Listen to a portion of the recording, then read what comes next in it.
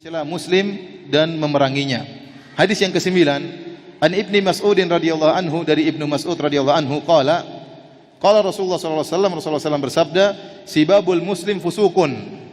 Mencaci, mencela, memaki seorang muslim adalah kefasikan.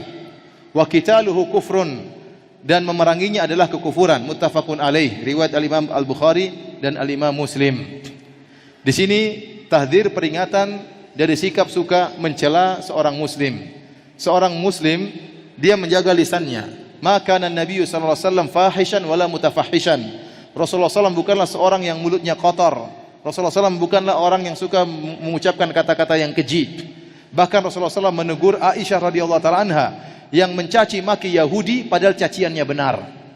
Saya ulangi, Rasulullah SAW menegur Aisyah radhiyallahu taala anha yang caciannya Aisyah terhadap orang Yahudi itu benar, namun karena keras dan kasar ditegur oleh Nabi sallallahu alaihi wasallam. Tatkala sekelompok orang Yahudi datang menemui Nabi sallallahu alaihi wasallam, kemudian mereka berkata, "Assalamu alaikum." Mereka sebenarnya ingin agar Nabi salah dengar. Dengarnya apa? Assalamu alaikum. Assalamu alaikum artinya bagus, keselamatan untuk kalian. Tetapi mereka ingin mendoakan kejelekan bagi Nabi. Kata mereka, Assalamu alaikum artinya semoga cepat mampus wahai Muhammad. Artinya apa? Semoga cepat mampus, semoga cepat mati. Nabi dengar, Nabi tahu. Dan Nabi menjawab, alaikum, kalian juga. Kalian juga cepat mampus ya. Nabi mengatakan kalian juga. Aisyah dari dalam rumah dengar perkataan itu, maka dia pun ngamuk membela suaminya. Bayangkan, dia marah membela Nabi SAW. Yang dia ucapkan juga benar. Bahkan Aisyah tatkala berucap, dia tidak salah dalam berucap. Dia mengatakan, wa alaikumul la'natu, ya, wa ghadiballahu alaikum ya ikhwata al-qiradati wal khanazir. Kata Aisyah, semoga kalian cepat mampus dan laknat Allah terhadap kalian dan kemurkaan Allah kepada kalian, wahai saudara-saudara monyet-monyet dan babi-babi. Perkataan Aisyah salah atau tidak? Tidak salah, benar. Allah mengatakan wa ja'ala minhumul qiradata wal khanazir. Di antara nenek moyang orang-orang Yahudi ada yang pernah dirubah menjadi monyet dan babi-babi karena mereka membangkang perintah Allah Subhanahu wa taala. Jadilah orang Yahudi semuanya adalah saudaranya monyet-monyet dan babi-babi. Perkataan Aisyah tidak salah. Beda kalau Aisyah mengatakan wahai keturunan babi-babi dan monyet-monyet, maka ini salah. Karena disebutkan dalam hadis bahwasanya kalau ada umat musikhat, ada umat yang dirubah jadi hewan, tidak ada keturunannya. Tidak ada keturunannya, ya. Ya, maka ada yang jangan ada yang mengatakan itu monyet-monyet keturunan monyet Yahudi dulu. Enggak ada. Jadi pernah dirubah menjadi monyet, pernah dirubah jadi babi, namun enggak ada keturunannya. Artinya maksud saya perkataan Aisyah semuanya dalam ayat ada. Laknat kepada orang Yahudi ada dalam Al-Quran. Kemurkaan Allah terhadap orang Yahudi juga ada dalam Al-Quran. Al-Maghdub alaihim, yang dimurkai oleh Allah. Maksudnya siapa? Yahudi.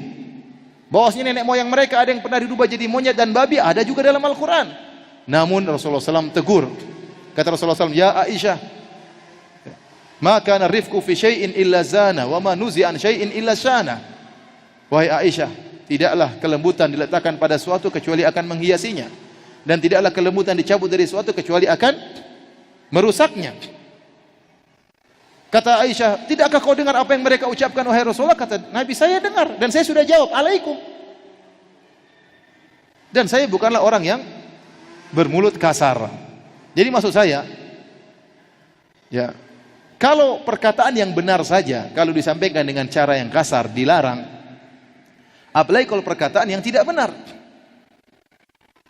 apalagi ditujukan kepada orang muslim. Ini sekarang Aisyah mengucapkan perkataan yang benar, semuanya ada dalilnya dalam Al-Quran, ditujukan kepada orang Yahudi sebagai bentuk cinta kepada suaminya Nabi SAW, sebagai balas dendam karena orang Yahudi tersebut mendoakan kematian bagi Nabi. Nabi tegur Aisyah, itu nggak boleh seperti itu. Kenapa? Karena cara pandang Nabi jauh. Nabi ingin menunjukkan bahwa Islam adalah agama rahmat, ya.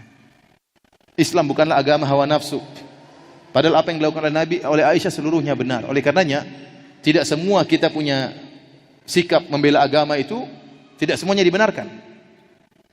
Karena kita bela agama, kita kemudian berkata-kata kasar, berbuat ngawur, ini nggak benar. Saya pernah dengar ceramah seorang, ya, dia menceraikan istrinya gara-gara istrinya tidak mau bangun sholat subuh. Dia bangunkan istrinya, bangun sholat. Istrinya bilang nanti. Dia pergi ke masjid. Mungkin dia sudah pergi ke masjid, sudah zikir, sudah macam-macam, balik istrinya masih tidur. Maka dia bilang, kamu saya cerai. Istrinya salah atau tidak? Salah, menunda apa?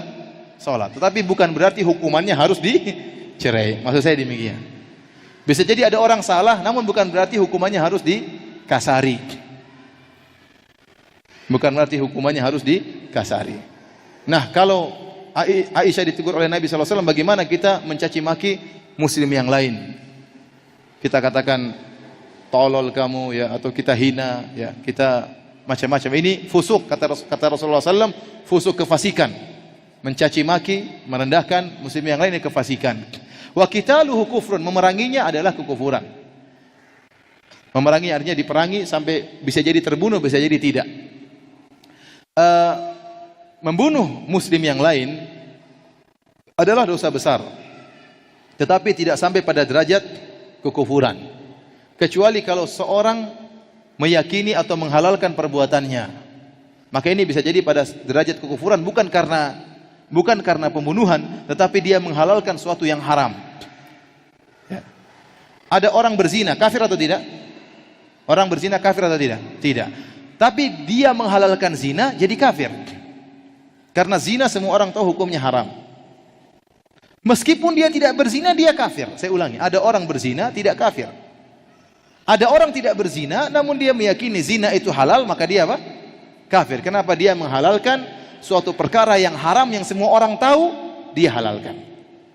Beda kalau dia menghalalkan suatu perkara yang masih samar, yang masih diperselisihkan, yang hanya sebagian orang tahu hukumnya, ini lain cerita. Tetapi kalau zina, semua orang ngerti namanya zina itu hukumnya haram, kemudian dia menghalalkan, maka ini orang yang keluar dari Islam. Sama seperti orang mengatakan, oh laki-laki boleh nikah dengan laki-laki. Saya rasa semua orang tahu ini tidak boleh, iya tidak? Masa laki-laki nikah dengan laki-laki? Ya. Bahkan hewan pun mungkin tidak ada yang homoseksual. Hewan juga heran, ini laki-laki manusia kok begini sekarang? Ya, kalau dia menghalalkan, ini menghalalkan perkara yang semua orang tahu itu haram, maka dia kafir dari sisi penghalalan suatu perkara yang diketahui keharamannya oleh seluruh umat Islam. Saya rasa semua orang Islam tahu zina itu haram. Saya rasa demikian. Dan saya rasa semua orang Islam tahu bahwasanya homo itu nggak bagus.